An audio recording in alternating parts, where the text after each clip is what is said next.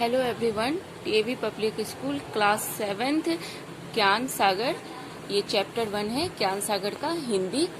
ये देखिए TAV public school, इसका पहला चैप्टर है 12 मासा, जो पूरे साल के 12 महीने पर आधारित ये पोयम है। बहुत ही खूबसूरत पोयम है, बहुत अच्छा पोयम है। तो हम आपको इसका पोयम पूरा रीड अच्छे से कर देते हैं। तो जैसे ही पोयम आप ध्यान से सुन लीजिएगा और पढ़ भी लीजिएगा, तो आपको इसका सारा जो इसमें क्वेश्चन आंसर दिया हुआ है, आपको खुद ब खुद सारे क्वेश्चंस का आंसर आपको खुद ही मिल जाएगा। तो ये पोयम अब हम रीड करते हैं, जैसे आप ध्यान से आप लोग सुनिए और खुद भी रीड करते रहिए। तो ये देखिए, चैत महीने का प्यारा सुंदर रूप अनूप है। गर्म हवा चलने लगती, खट्टी मीठी सी धूप है। आते ही बैसाख के छुट्टी हुई मदरसों की, लगा गूंजने घर आंगन किलकारी से बच्चों की। तो चैत महीना बहुत ही प्यारा होता है। चैत महीना जो अप्रैल का महीना होता है, उसमें हिंदी का जो हम लोग महीने का नाम है वो चैत महीना कहलाता है। तो चैत महीना का प्यारा सा सुंदर रूप अनूप है। गर्म हवा चलने लगती, गर्मी हल्की हल्की आने लगती है, जाड़ा खत्म हो जाता है, गर्मी हो जाती है तो गर्म हवा चलने लगती है। और कभी हल्का ठंड लगता है तो फिर कभी गर्मी लगती है, तो वही खट्टी मिट्टी सी धूप है, इसी को कहा गया है चैत महीने का प्यारा सुंदर रूप अनूप है। गर्म हवा चलने लगती, खट्टी मीठी सी धूप है। आते ही बैसाखी जो होता है 12 अप्रैल 13 अप्रैल को जो बैसाख मनता है, वही है बैसाखी।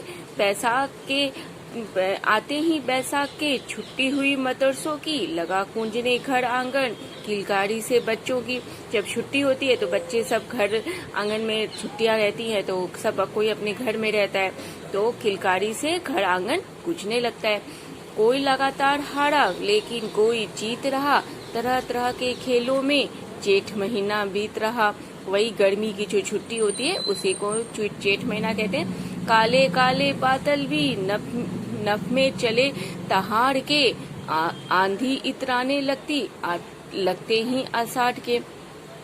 तो ये है, ये गर्मी की छुट्टी के बाद का ये पैराग्राफ है। गर्मी की छुट्टी में क्या हम लोग करते हैं, बच्चे लोग सब तरह तरह के खेल में व्यस्त हो जाते हैं। कोई लगातार हारा लेकिन कोई जीत रहा, तरह तरह के खेलों में जेठ महीना बीत रहा। काले काले बादल भी नभ में चले तहाड़ के। और जैसे ही गर्मी खत्म होती है तो मानसून बरसात का मौसम आ जाता है, तो काले काले बादल आकाश में दहाड़ने लगते हैं, चलने लगते हैं, और खूब तेज आंधी चलने लगती है, हवाएं आने लगती हैं। तो वो उसे जो बरसात का महीना होता है उसे आषाढ़ महीना कहते हैं। काले काले बादल भी नभ में चले तहाड़ के, आंधी इतराने लगते ही आषाढ़ के। उसके बाद सावन आ जाता है। सावन की शोभा न्यारी, हरियाली के ठाठ है। सावन आता है तो आप लोग ध्यान दिए होंगे कि चारों तरफ पेड़ पौधे में नए नए पत्ते आने लगते हैं, पुराने पत्ते हटकर नए नए पत्ते आने लगते हैं, और चारों तरफ पूरी हरियाली सी छाई रहती है, क्योंकि बारिश के मौसम के कारण पूरा पेड़ पौधा में से जो पत्ते पे जो धूल रहती है वो भी हट जाती है, और चारों तरफ साफ सुथरा एकदम नई नई हरी हरी पत्तियां हर पेड़ पौधे पे आपको नजर आती है। तो चारों तरफ हरियाली ही हरियाली नजर आती है। सावन का महीना बहुत खूबसूरत होता है। तो सावन की शोभा बहुत ही न्यारी है। सावन की शोभा न्यारी, हरियाली के उसमें ठाठ है। नदी सरोवर छलक रहे, बारिश के कारण सारी नदियां बहुत ज्यादा भर जाती हैं, तालाब भी भर जाते हैं। तो आप देखते हैं सारी नदियां अपने जो उन लोगों का सीमा होता है उससे भी काफी ऊपर जाकर बहने लगती है, खतरे के निशान से काफी ज्यादा भर जाती है। तो वही सावन की शोभा न्यारी, हरियाली के ठाठ है। नदी सरोवर छलक रहे, धूप के सब खाट हैं। पता न चलता तारों का, जाने कहाँ मयंक है।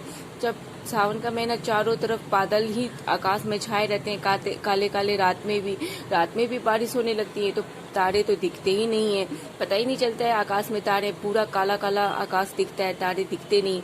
तो वो वही कह रहा है, कवि यही कह रहे हैं, पता न चलता तारों का, जाने कहाँ मयंक है। झांक नहीं पाता सूरज, भातों का आतंक है। सावन में तो बारिश होती है, लेकिन सावन से भी ज्यादा बारिश सावन के बाद का जो महीना है वो भादों कहलाता है। भादों में होता है, तो भादों में काफी ज्यादा बारिश होती है। इस कारण से ना दिन रात ना सुबह से शाम तक दिन रात पूरा बारिश होती रहती है। आकाश में बादल लगा रहता है और दिन में भी बादल लगा रहता है। जो सुबह का और दोपहर का समय भी एकदम शाम का समय लगता है, और सूरज के कई दिनों तक सूरज के दर्शन तक हम लोगों को नहीं हो पाते। तो यही कवि कह रहे हैं, पता न चलता तारों का, जाने कहाँ मयंक है, झांक नहीं पाता सूरज, भादों का आतंक है। और फिर नीचे देखिए, यहाँ सप्तार्थ है। जो हार्ड वर्ड है जिनका अर्थ आपको नहीं समझ में आ रहा है, उन्हीं हार्ड वर्ड का यहाँ सप्तार्थ दिया हुआ है। अनूप का मतलब निराला, अति सुंदर। मदरसा एक संस्था जहाँ एक धर्म विशेष की शिक्षा दी जाती है। मयंक, चंद्रमा को मयंक भी कहते हैं। चंद्रमा का पर्यायवाची मयंक हुआ। अब यहाँ देखिए ये कवि क्या कहते हैं, भया कवार महीने में निर्मल होती जलधारा, मौसम कर देता सारी हंसी खुशी का पटवारा।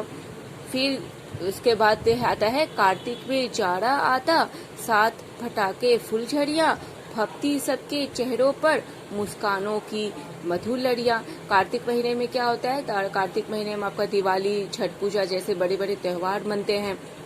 वही कार्तिक महीना आपका अक्टूबर के बाद कार्तिक महीना चढ़ता है। तो कार्तिक में जाड़ा आता, साथ पटाखे फुलझड़ियाँ, फपती सबके चेहरों पर मुस्कानों की मधुर लड़ियाँ। क्योंकि जब आपके त्योहार आएंगे तो रियली सी बात है कि हम लोग के चेहरे पे खुशी आएगी।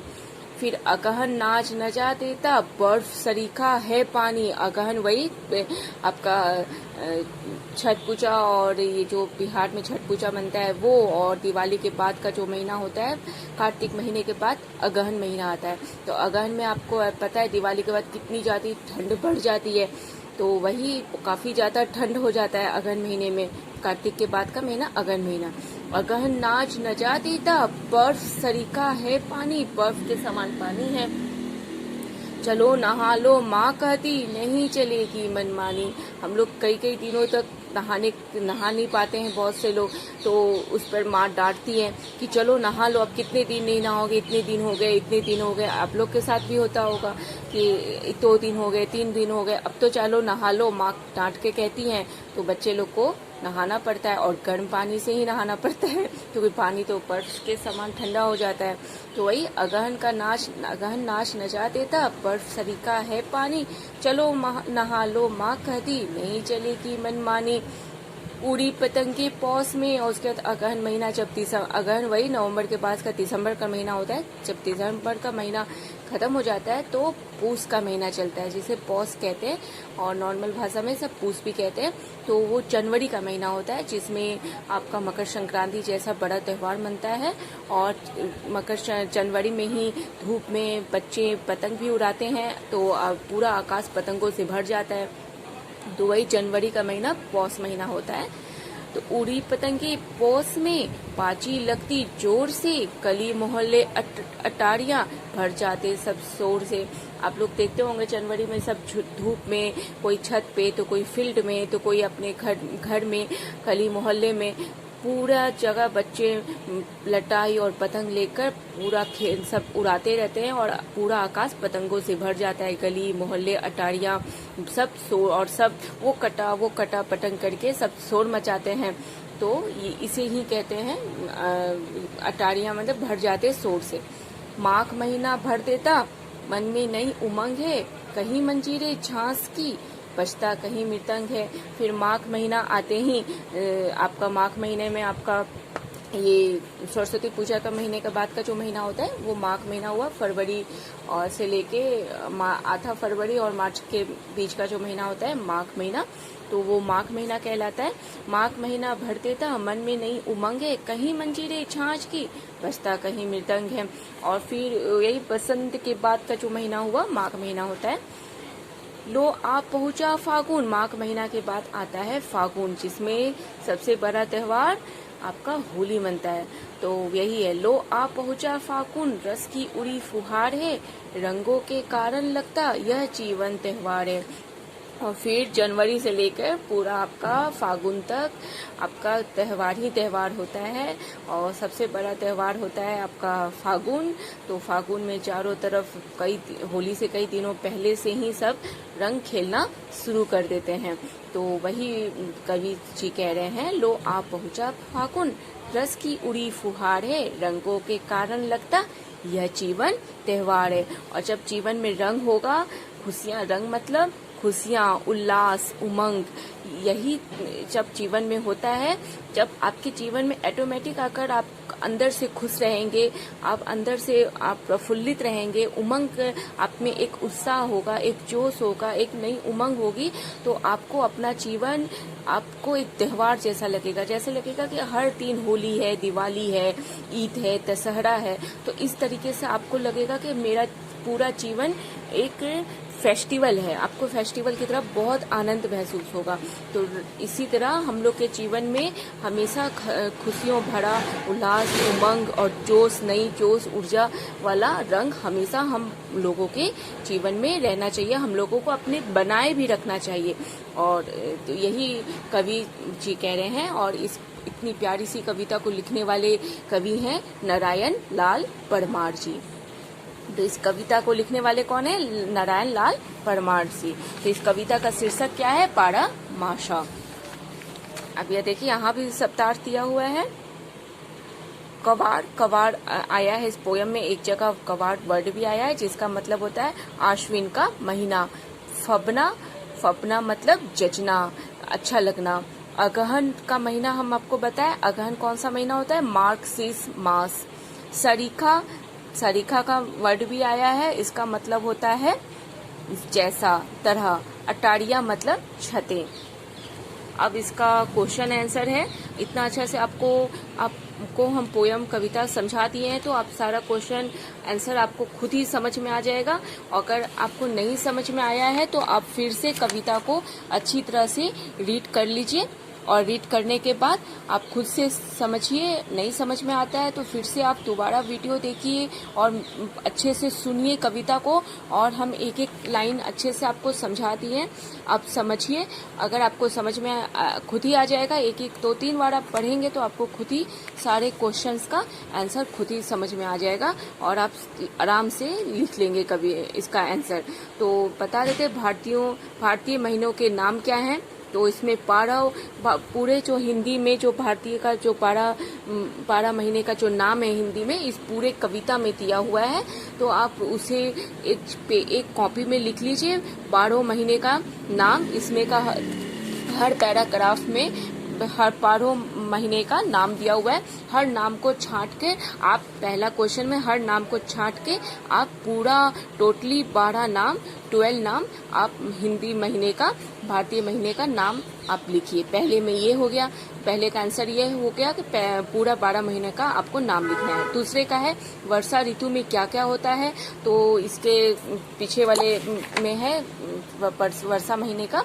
तो वर्षा महीने में क्या होता है, तो वो आप इस कविता के आधार पर या फिर आप जो आसपास अपने वर्षा ऋतु में क्या क्या होता है वो देखते हैं, या आप क्या करते हैं उस अनुभव के आधार पर भी, और कुछ कविता के शीर्षक के आधार पर भी आप इसका 1 से 2 लाइन में इसका आंसर दे दीजिए।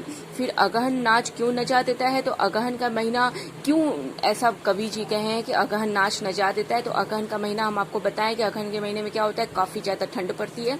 तो वो क्यों नाच, ऐसा कवि कहे नाच नचा देता है। तो इसे भी आप इस कविता के शीर्षक के आधार पर और खुद अपने अनुभव के आधार पर भी 1 से 2 लाइन में आप इसका आंसर दे दीजिएगा।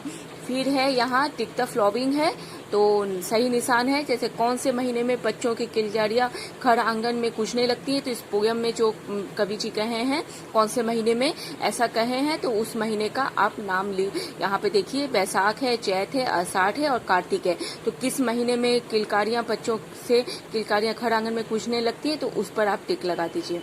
फिर रंगों के कारण जीवन कैसा लगता है। तो यहाँ ऑप्शन है अच्छा, अनोखा, त्यौहार और प्यारा। तो इसमें से कौन सा होगा सही आंसर, उस पर आप टिक लगाइए। फिर है पांचवा है कविता के आधार पर लिखिए कि दी गई चीजें गतिविधियां किस महीने में होती हैं। तो जैसे आंधी आती है तो किस महीने में आती है वो आपको नहीं मालूम है, तो आप उसे फिर से रीड कीजिए और ये पोयम को, और उस अनुसार से पता कीजिए कि आंधी कभी किस महीने में कहें कि आंधी आती है, तेज हवाएं चलती हैं, तो उस शीर्षक को पढ़िए और उसमें जो भारतीय महीने का जो नाम दिया हुआ है उस नाम को इसके आगे लिखिए। फिर कड़म हवा चलने लगती है, ऐसा कवि ने अपने किस महीने में कड़म हवा चलती है, तो वो कौन सा महीना कवि बताए हैं, तो वो शीर्षक को पढ़िए और उसमें जो महीने का नाम है उसे इसके आगे लिखिए। फिर मदरसों की छुट्टी कब होती है उस महीने का नाम लिखिए। नदी सरोवर कब भर जाते हैं, किस महीने में भर जाते हैं, उस महीने आपको महीने का नाम लिखना है। फिर चारा कब आता है, किस महीने में आता है, उसका नाम लिखिए। फिर पतंगे उड़ती हैं, कौन से महीने में पतंगे उड़ती हैं, उस महीने का नाम लिखिए। फिर तरह तरह के खेल खेले जाते हैं, किस महीने में, उस महीने का नाम लिखिए। तो यहाँ पे आपको दिया हुआ है, इस तरीके से आपको एग्जामिनेशन में दिया रहेगा। हो सकता है कुछ चेंज करके दिया रहे, तो आप कविता को 2-3 बार पढ़िए और सारे भारतीय महीने के पूरे 12 महीने का नाम और उस महीने में क्या क्या होता है, कौन कौन से त्यौहार आते हैं और हम लोग क्या क्या करते हैं, उसको आप थोड़ा सा ध्यान रखिए और उस अनुसार से आपको तुरंत महीने का नाम याद हो जाएगा और आप आराम से महीने का नाम लिख दीजिएगा। फिर यहाँ बातचीत के लिए कुछ क्वेश्चन है। यहाँ 3 क्वेश्चन है। कविता की जिन पंक्तियों से पता चलता है कि सूरज और चांद नजर नहीं आते उन्हें पढ़िए। तो आपको सूरज और चांद किस महीने में नजर नहीं आते हैं उस वाले पंक्ति को आप 1-2 बार रीड कीजिए। पतंगे उड़ाने के लिए बच्चे क्या क्या करते हैं, तो इस कविता में बहुत अच्छे से समझाया गया है।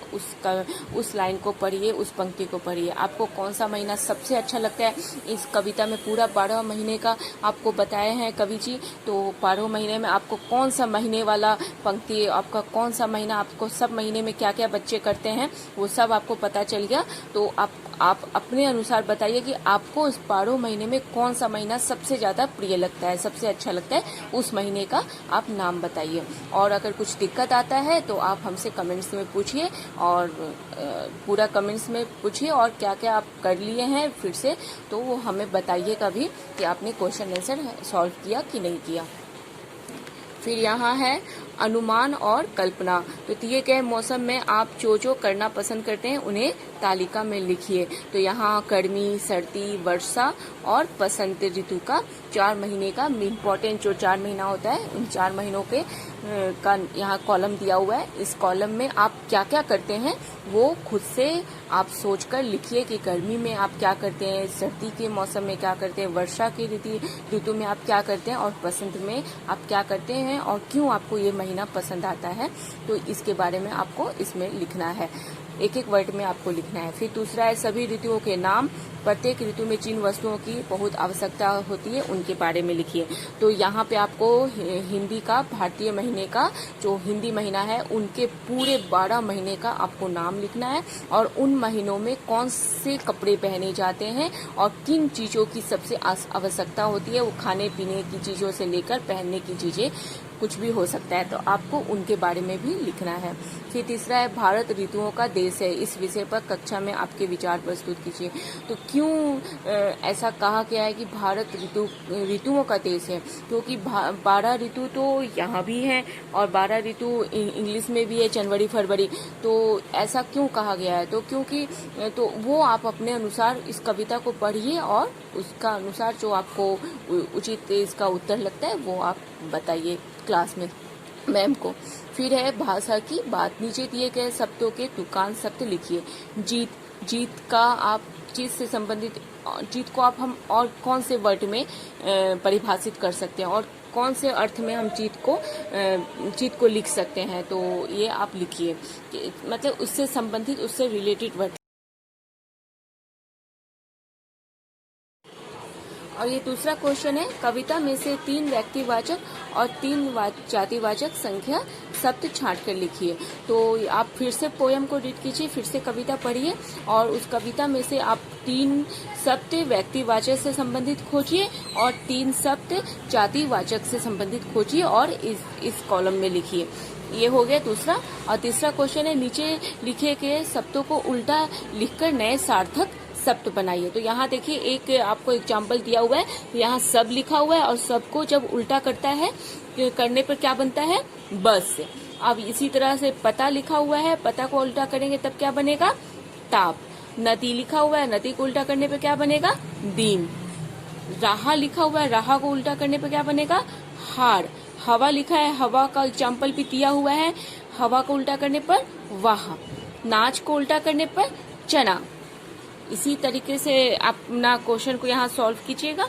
और यहाँ पे नेक्स्ट क्वेश्चन है जीवन मूल्य से संबंधित, जो हमारे जीवन के मूल्य में काफी, हमारे जीवन में आगे आने वाले जीवन में काफी महत्वपूर्ण साबित होगा, तो आपको अपने जीवन को समझने में। तो इसका पहला क्वेश्चन है, एक वर्ष में महीनों का क्रम बदलने से वातावरण बदल जाता है, कैसे? इस पर आप सोचिए और सोचकर इसका आंसर दीजिए। दूसरा है, एक वर्ष के 12 महीने अपनी अपनी विशेषता लिए आते हैं। ये तो आप कविता पे रीड किए हैं तो आपको पता ही चल गया है।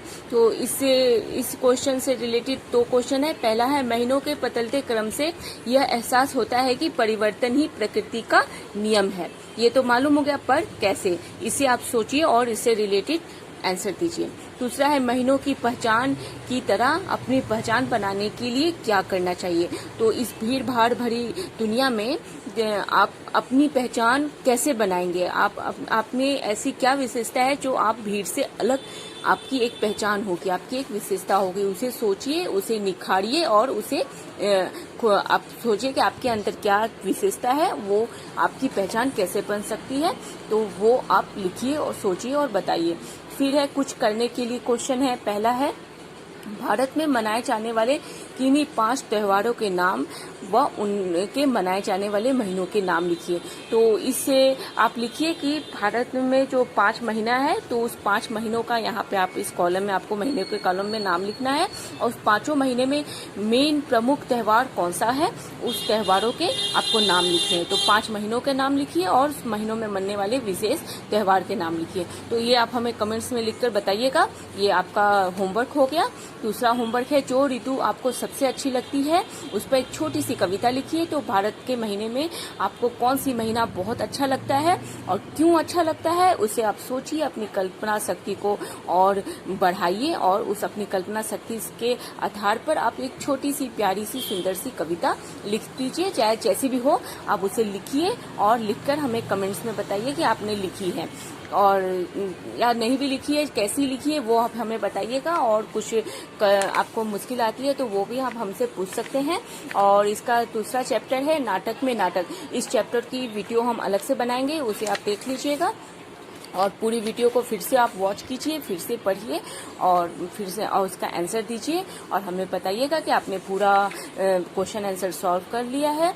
और पूरी वीडियो को वॉच करते रहिए। और पूरी वीडियो को वॉच करने के लिए thank you for watching. Thank you बच्चों।